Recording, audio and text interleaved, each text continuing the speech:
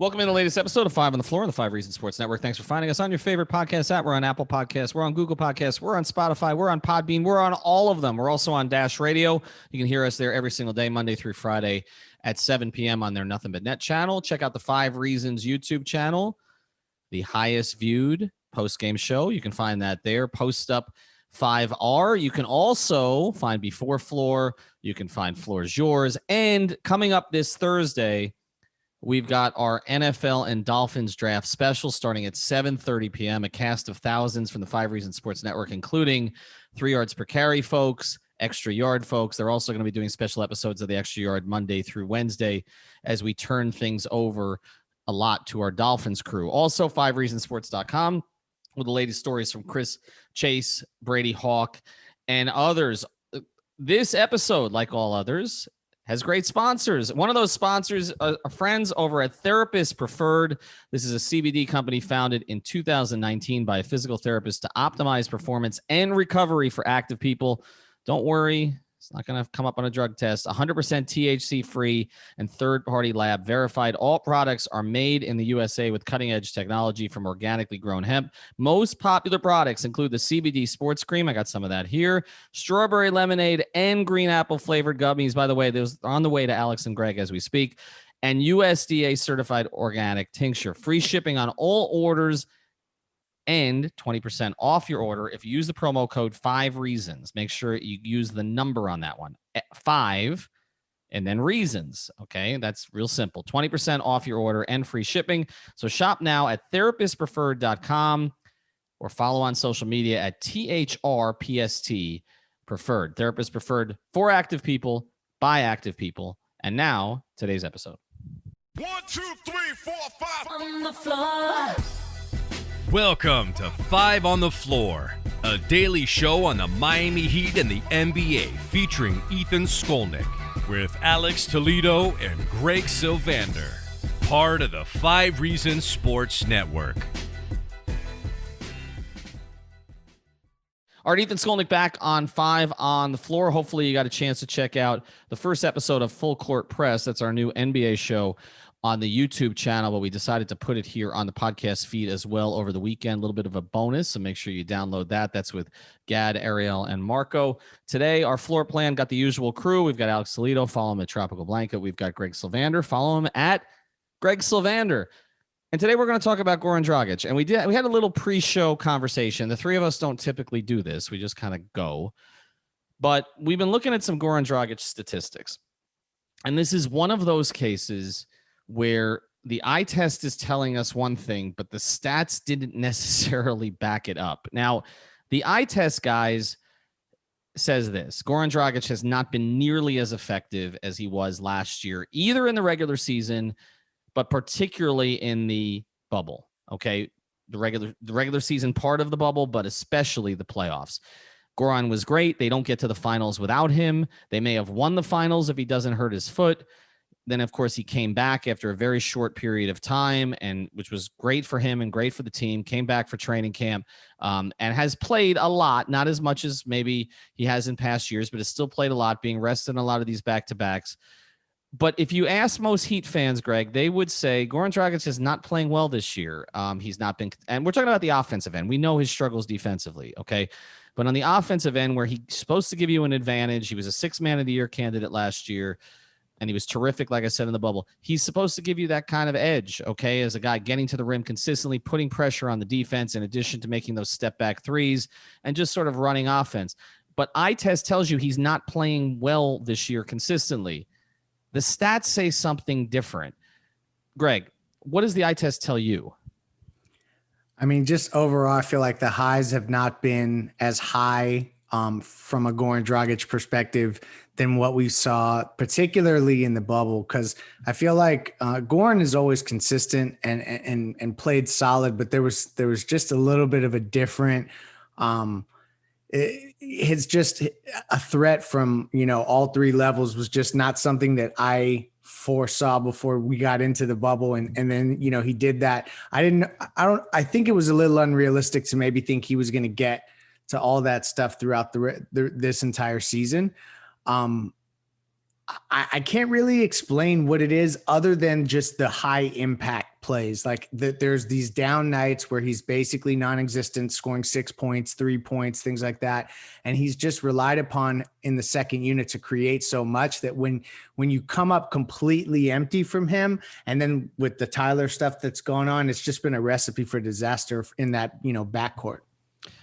Alex, for you, I mean, we've talked a lot about turning the corner and getting to the basket. It does not, again, eye test, it doesn't seem like he's doing that as much as last year, right? No, yeah, it definitely seems like that. And like you said, we're going through the stats pre-show, and it's just interesting to see, how similar of a profile shooting-wise he has to last season. And it does feel like he's not getting to the rim as much. But I'm looking at it right now, and his percentage of field goal attempts, this regular season to last regular season is higher. Now, the field goal percentage itself is a little bit lower, but his actual percentage of shots that are twos itself is higher. The percentage of shots that is from 0 to 3 feet is higher, and even from 3 to 10 feet, it's a little bit higher. Would have guessed that. It's just a little bit confounding to me looking at this. I think where you really see the inconsistency, and I think, Leif, by the way, that you nailed it. Goran and Tyler just have a little bit more lows than I think we saw last year, where it feels like the team was consistently having guys at 5 or 6 guys in double digits. It feels like and those bench units were really, really good. I think that's where you're really seeing the advanced stats tell you that's where the inconsistency is showing up in the bench units. That every time I see somebody post on off stats for the bench units whether it's for the season or for a certain stretch, it's always negative. And I think the eye test backs that up too. I think Goran and Tyler are asked to do a lot off the bench, and last year it just worked a lot better when they had Kelly there, and instead of Precious, who's this rookie who isn't ready. And I'm not just trying to blame it all on him. I just think the bench units this year have gotten completely outplayed, and I'm definitely surprised by some of these stats that we're talking about here.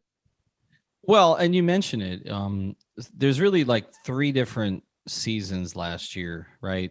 There was the pre, COVID season, where obviously the team was traveling. That was 3 years ago, wasn't it? Feels like it, right? And then obviously traveling to other markets. And of course, we know what happened with the Heat, that they outperformed expectations wildly for the first 2.5 months of the season. And they really struggled going into the break, right? Into the COVID break. And then there was that second part of the season, which was not necessarily those sort of warm-up games, but the 8 seeding games that you had in the bubble, where Goran was still coming off the bench. Okay. And then you had the playoffs. And yet when you look at all 3 of those chunks, he's pretty much doing the exact same things from a shot profile standpoint, like you mentioned, Alex, that he was then. It's the same. The change in his game, and I was stunned by this just looking at it, was from 18-19 to 19-20. It was from 2 seasons ago to last season. It's not from last season to this season. And yet last season, we were praising him for making all these adjustments, learning how to, again, make more of those step back threes, but also the catch and shoot threes, so that he was a 6th man of the year candidate. And in my view, he should have finished higher in that voting. I mean, they gave it to Montrezl Harrell, who was a 7th man on his own damn team. Okay. And yet this year, it's not even like Alex, you mentioned, there's small drops in terms of the amount of shots he's making from those spots, right? Basically, if you look to where he was his first year in Miami to last year, not to this year, he takes twice as many threes as he did then, roughly 40% of his shots as opposed to 20% of his shots. And he takes half as many shots at the rim. So essentially, he's become a better shooter from 3 to 16 feet. Okay, that's what the numbers show. He's taking fewer shots from 0 to 3 feet, which obviously are higher percentage shots typically. He's making fewer of those.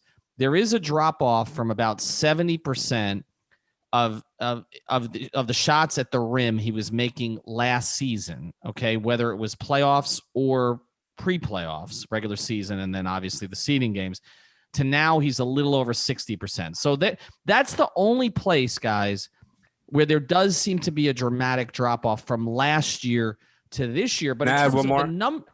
But in terms of in terms of the number of shots, and I want to go to you in a second. In terms of the number of shots he's taking from that spot, it's the same in terms of his overall profile as it was last year. So it's not like he's getting to the rim less, right, Alex?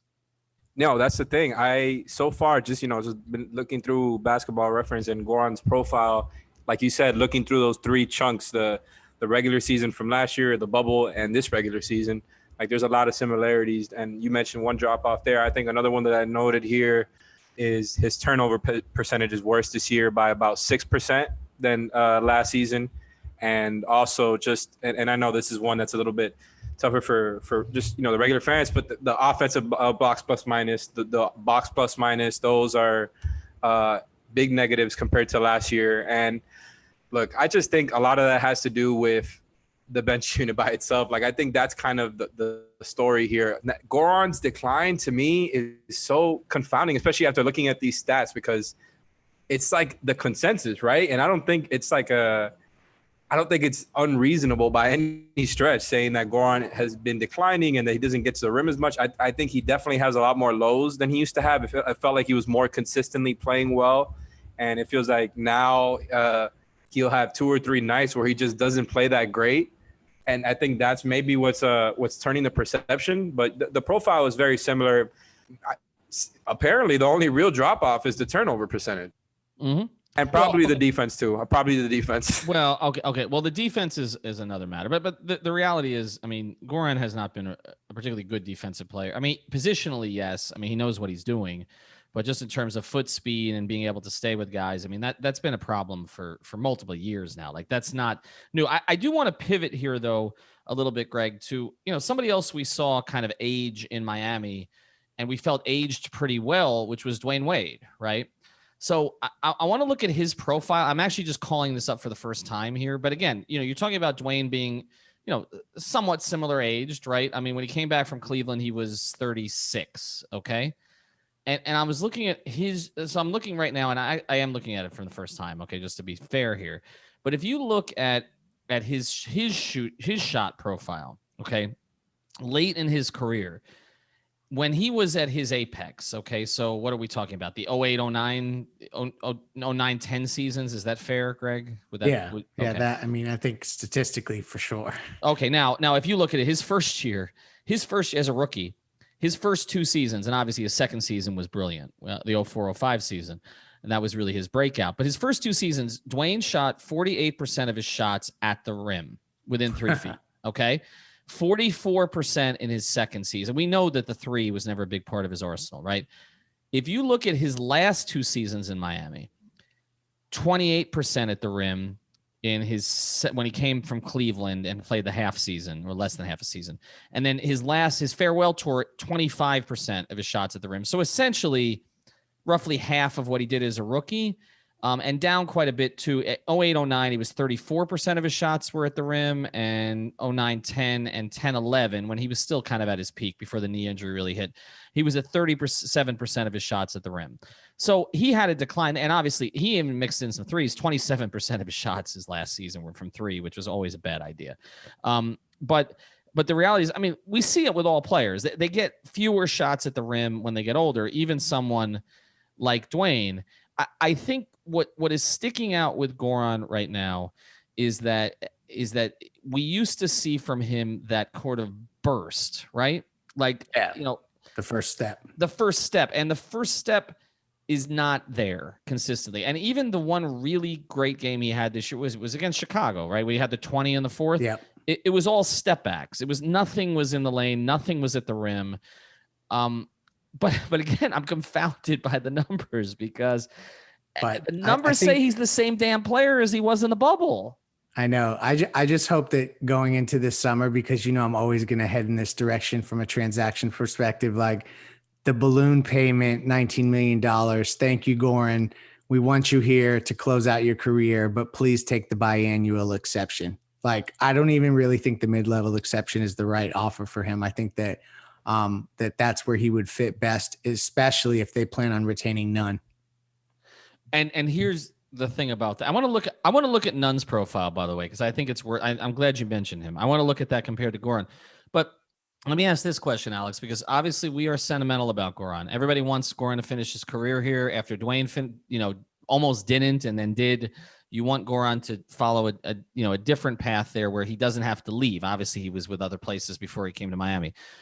But is this a fair question? Like, if Goran Dragic, if it's mid-level exception or bust with him, okay, if you're talking at least $9 or $10 million a year, I never thought I'd ask this. Is it even worth it for 2 years? I think that's a fair question to ask now, and I've pretty much always been positive about Goran, and it's upsetting that we're having this conversation like so soon after what he did last year, and not even it was not a year ago. That was in October, wasn't it? Do I have that right? Like, I feel like I've lost track of time, but yeah, that's when he got hurt. Yeah, exactly. And obviously, and we know that context, he got hurt and then he had the short turnaround. And then there's been other stuff that's been bothering him this season as well, that's been adding to it. And it just sucks like how quickly it turned, because again, even though it doesn't feel like, through the quick looking at the numbers that we've done, that there's been a huge drop off from this season to last season, I can't get myself to actually feel that way. Like, I know what I'm watching. I've got to enough of these games. We've all watched all of these games, and the impact is not there on the same level. And he's definitely having a lot more of these lower nights. I think it's fair to wonder if it's worth paying him the mid-level. I would like to keep him. Even it's a tough conversation to have, though, because like you're going to have a bunch of guards in the mix. We know that they're going to be in the mix. It's the worst kept secret that they're going to be in the mix for Kyle Lowry in the offseason. They're probably going to want to try to keep Depot at a fair price too. Kendrick is looking good. Tyler is looking good. What is going to happen with Goran, and how are you going to pay him double-digit money, and also if you're going to try to do everything else that you want to do? And there's the other factor, Alex, is that, I've basically been told like Goran's here as long as Jimmy's here. And that's another difficult conversation. Yeah. And I do think they should keep him. I just think it's going to get a little bit tough because of their ambitions. Let's get to the Kendrick Nunn numbers before we get to the break. Okay. I'm looking at these just again, because they have a lot of guards. Okay. Like if Oladipo ever gets back, and that's a conversation we're going to have after the break, they have a lot of guards, and we know that Dragic and Nunn don't play all that well together. We know that Dragic and Hero are struggling to play well together. You look at Nunn's numbers right now, okay? 23% of his shots at the rim, roughly the same as Dragic, by the way. 50% of his shots from three, so an even higher percentage from three, okay?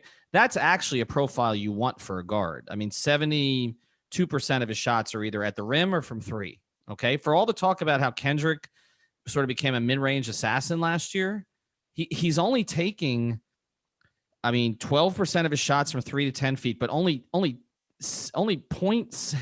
He's shooting like less than 10%. Only 7% of his shots are from 10 to 16 feet, and 7% of his shots from 16 feet to the 3-point line. So only 15% of his shots are coming from basically that mid-range to sort of, just inside the 3-point line area.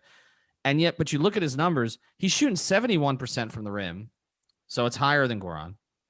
He's shooting 38% now from three, higher than Goran. Okay. He's actually higher than Goran from all but one of the 5 categories. And I do think, Greg, like when we talk about who you're going to pay, that's who gets the mid-level money. It just has to be. Right.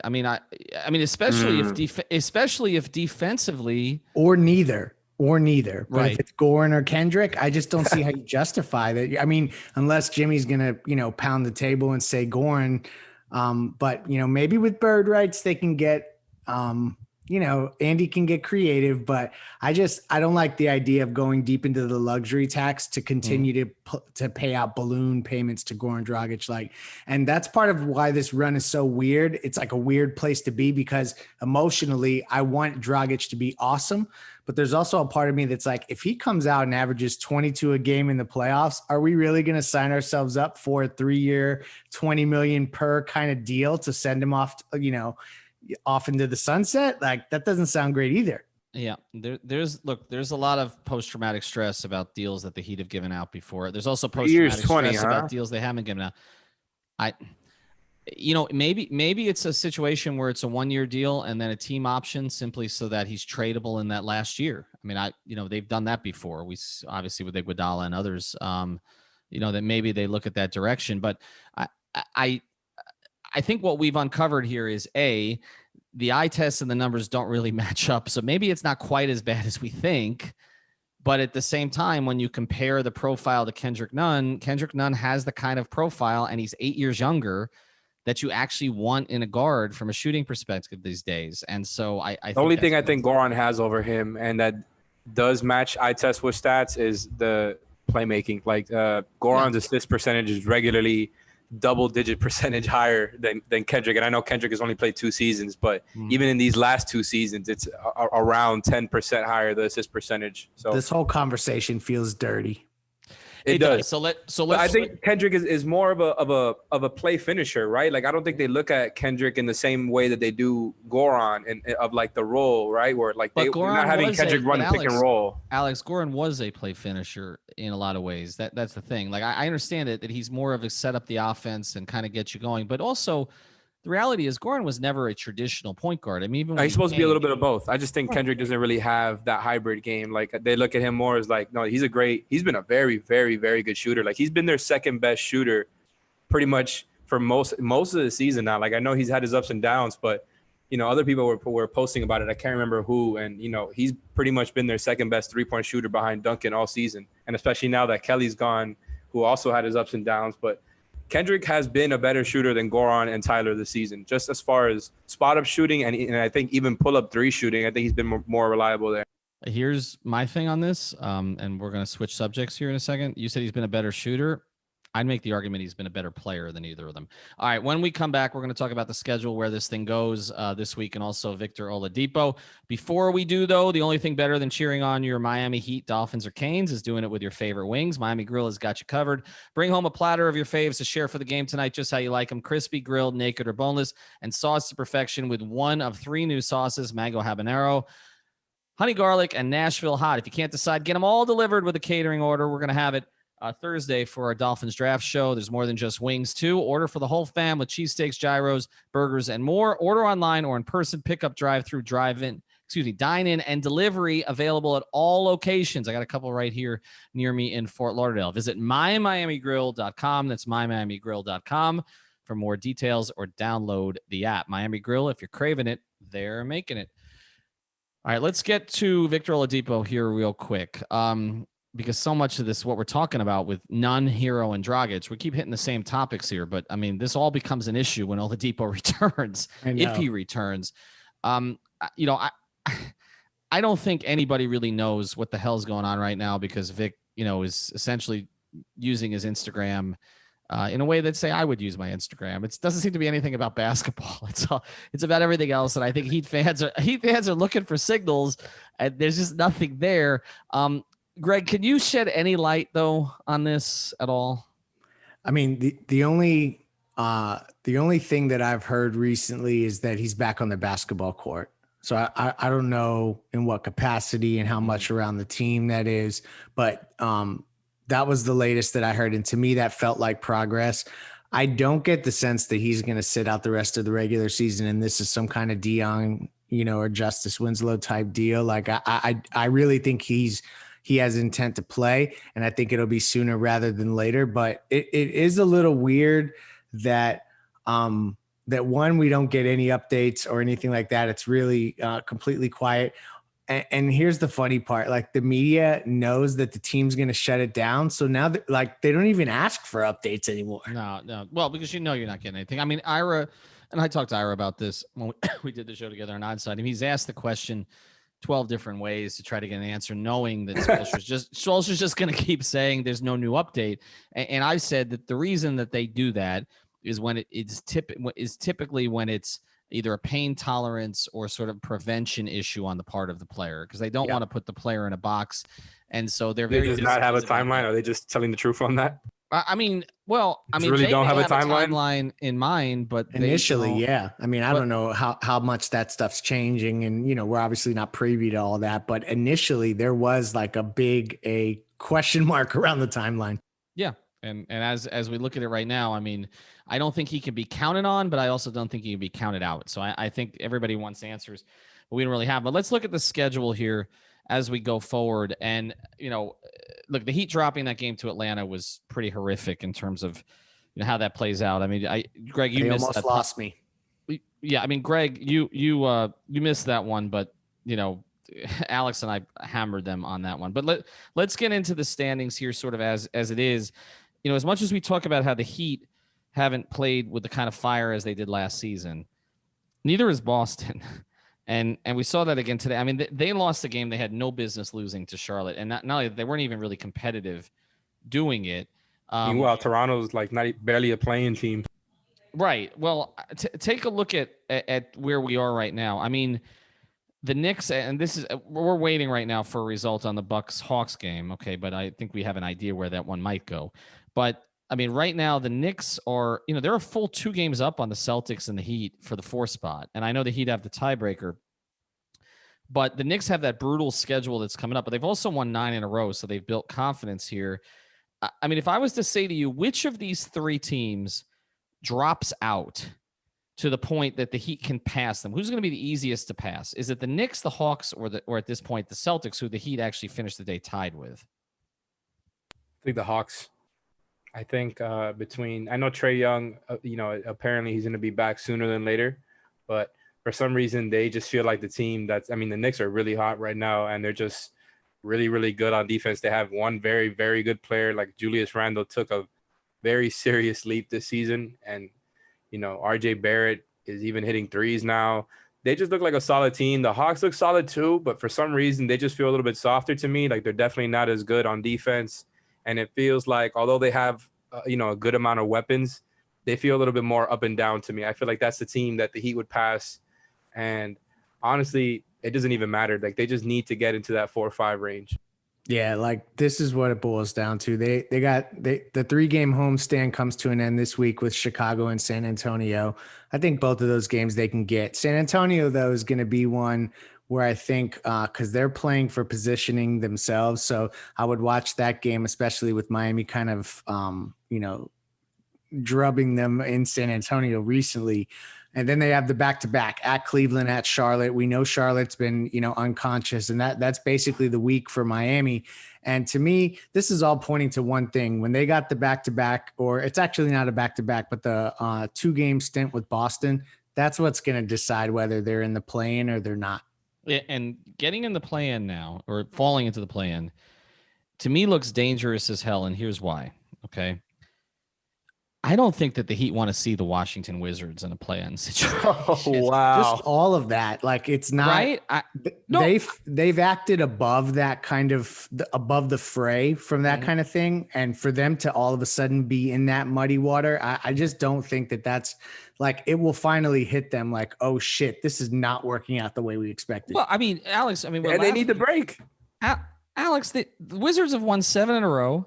And here's the thing about the Wizards. If you look at their profile this year, they've played up to good competition. This year, they have a crazy conference dynamic. The Wizards are 9-23 against the East, okay? They're 17-10 against the West. They have one of the best records against the West of any of the teams in the East right now. And look, do you trust this Heat team against Beal and Westbrook in a 1-game situation? I don't. Do you really want to see that? I mean, you know what? This is such a weird team because of like what we witnessed last, with the run and everything, and with Jimmy and Bam. And there's just always this in the back of my mind, and maybe this is like the sickness that comes with being a lifelong Heat fan, is that there's just a part of me that feels like, you know what? They actually do have a shot. There is a path. And I think with a lot of other teams, you eventually move off that position, and it's hard for me to get there. That Atlanta loss kind of nudged me in that direction. But like, this is one of those seasons where I think they could absolutely lose at any moment, but the sickness will continue. I still think they got a shot. I can't count them out. I actually, to be honest. I agree with a tweet that was sent to me a couple days ago, which was that this fan trusts the Heat more in a playoff series than a play-in game. Oh, man. I mean, that's fair, though. It makes sense. It makes sense. On a game-to-game basis, they're so up and down that it's like, oh, my God. Very true. Right. Like, they could – Greg, that's why I sort of see what you're saying. I don't think this team's going to the Eastern Conference Finals, but I could see them going to the Eastern Conference Finals, and I could also see them getting bounced in the play-in. I absolutely – there's to some team that they shouldn't get bounced against, and that kind of team is the Washington Wizards. Like, I don't – like, that if it ends like that, okay. Oh gosh, the Beal to Miami jokes. Oh my God. Goodness. I mean, we're going to start talking about, can they pry Bam away from the Heat instead of the other is direction? Tibbs going to get Jimmy to go to New York? Oh Yes. my God! Stop it! Stop it! Stop it! Okay, I'm we've gone way too deep on the other end now. The Heat are not losing to the Wizards in the playing game. It will be a failure to get there. No excuses. They've been acting, like Leif said, they've been acting above it all season. Even though I know they try, but they should be above it. They were in the damn finals last year, so I understand why they kind of walk around that way. But to me, the team is the Hornets, man. Like if they get LaMelo and Hayward back healthy, you do not want to face them in the play-in on a small sample size like that. Like the Hornets just have a bunch of guards who can make the Heat defense scramble. But Bam would have to guard Malik Monk like right from the onset of the game. Oh God. I caused all that. I called out Malik Monk. He's been unconscious against the Heat ever since. Look, like I said, the Wizards are 9-1 in their last 10. I'm not buying it. They've got the best backcourt in the Eastern Conference right now. Oh my God. You may not want to buy it, but I don't want. Podcast is just hurting me physically. I apologize. All right. Well, if you're hurting for money, go to prizepicks.com. Make sure any guard that's playing against the Heat, you go over. Prizepicks.com. Use the code 5. Get yourself a bonus. But I just want to say one thing about that. Did you get burned on this tonight too, Greg? Because I did, and I think Dave Eversole did. Dame Lillard. Oh my gosh. He killed me tonight. 0.3. And this was after Jimmy with the extra turnover killed me the night before. And Lillard went 9 of 27 from the field today. He goes 10 of 27 from the field, or has one more assist, one fewer turnover. I would have hit that whole thing, the three for one there, but ended up missing. But anyway, check it out on prizepicks.com. Certainly makes stuff more interesting. Use the code 5. We will be back after the games every night, every time they play this week. They got a Monday, they got a Wednesday, and they got a Saturday. So check us out there. And of course, check out our Dolphins coverage. Have a good night. Thank you for listening to the 5 on the Floor on the 5 Regional Sports Network.